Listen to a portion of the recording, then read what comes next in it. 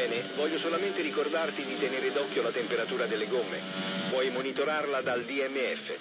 Noi registriamo la temperatura della gomma interna e della superficie esterna. Otterrai delle prestazioni ottimali quando sono entrambe alla giusta temperatura. La temperatura superficiale tende a fluttuare più rapidamente, quindi effettua qualche giro guardando i dati per prenderci la mano.